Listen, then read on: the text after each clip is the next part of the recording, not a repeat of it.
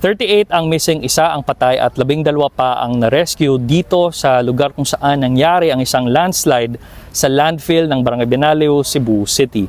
Hello, ako si John Sichon, Rappler reporter for the Visayas at nandito tayo ngayon sa lugar kung saan gumuho yung lupa ng landfill dito sa Cebu City sa isang uphill na barangay. So nakipag-usap na tayo sa mga locals at ang sabi nila kahapon 4 p.m. Thursday, January 8, narinig nila yung sigaw ng mga spotters na humihingi ng tulong dahil nakikita nila na gumuguho na daw yung lupa na kung saan nilalagay ang mga basura ng Cebu City. So for context lang, itong Barangay Binaliw, isa sa mga pinakamalaking landfill ng buong Cebu at dito nilalagay at least nearly 100% ng basura na nanggagaling sa Cebu City, dito nila nilalagay at dito naka-imbak lahat. Based on initial reports, yung nangyari daw ay after series of rain showers, nag-soften up daw yung lupa at dahil na din lumalaki yung volume ng basura, hindi kinaya ng lupa at eventually nagka-landslide. At nang dahil sa landslide, nag-collapse din ang isang materials recovery facility na nasa tapat lang ng mismong landfill.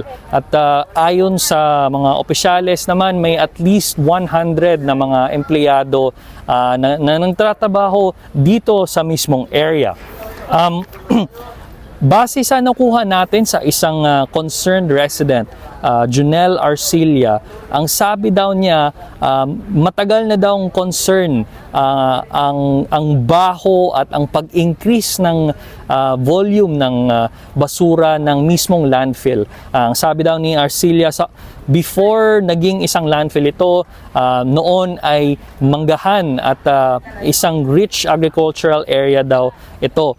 Pero ngayon ay ginawa nilang landfill. At nakuha naman namin sa mga initial reports ng local ay noong 2019 pa ito nag-a-accept ng mga basura at noon ay minamanage pa ito ng ARN Central Waste. 2023 nag-take over yung Prime Integrated Waste Solutions at sila na ngayon ang nag-operate ng landfill at ng MRF na ngayon ay collapse. At nakikita nyo naman sa likod ko ngayon, nakikita nyo naman naka-face mask ako kasi if you were here in person, sobrang baho at sobrang very strong yung foul odor na nanggagaling mismo ng basura which may be of course isa ding detalye na kailangan malaman ng lahat ay itong mismong landfill caters to at least 1,000 tons of garbage from Cebu City per day. So sobrang marami yung basura na nakaimbak dito sa landfill. Now, August 2024, this was 2 years ago, August 2024, ayon sa Solid Waste Management Board, meron silang nakitang violations sa Ecological Solid Waste Management Act, pero hindi sila nag-push through ng sanctions sa mismong operator, sa mismong landfill dahil gusto nila na matulungan yung mismong operator sa pag-manage ng basura.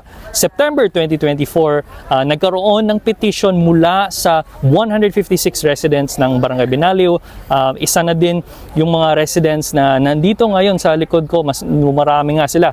Ang sabi ng mga residents, sobrang baho na daw yung basura at may concerned na sila sa pag-increase ng volume.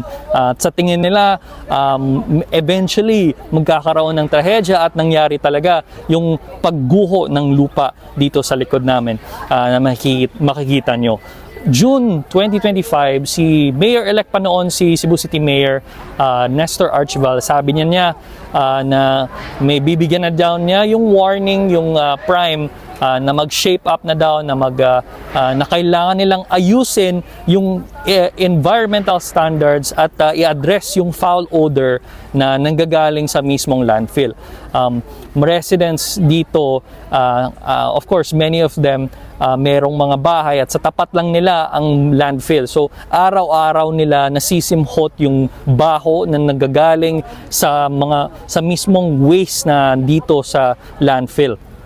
July 2025, based sa isang inspection ng Cebu City, nakita nila at nadiskubre na nagkaroon na ng isang quarrying na walang permit, illegal quarrying na nangyari dito sa mismong landfill. At of course, hanggang ngayon, wala pang nangyari. Hinihintay pa rin natin kung may mangyayari pa rin na sanction sa mismong operating facility, pero nakuha naman din natin galing sa Prime na ina-address naman nila yung mismong problema. But however, based on what we got from Cebu City Councilor Joel Garganera, ang nangyari daw ay nagkaroon ng digging, ng quarrying dito sa lugar sa landfill para mas makalagay pa sila, mas imbak pa sila ng basura sa mismong landfill. At ngayon, nang dahil sa ulan na nag-soften up sa soil at sa pag-imbak, continuous na pag-imbak ng basura, ayan, nag-landslide at gumuho tuloy yung lupa. Ngayon, hinihintay pa rin ng iba pang mga pamilya ang kanilang mga mahal sa buhay, ang mga empleyado na dito na hinahanap pa rin hanggang ngayon kung buhay pa ba o kung marirescue pa ba.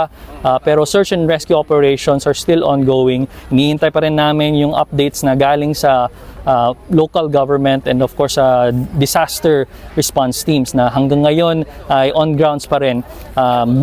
Mula pa sila kahapon sa gabi.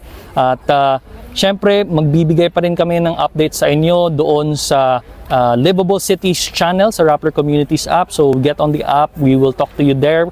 And of course, meron pa kaming mga updates sa rescue operation in the following days as well. So once again, we're here at the Binalio landfill, giving you updates on what's happening on the aftermath of the landslide in the landfill. I'm John Sichon, Rappler, Cebu.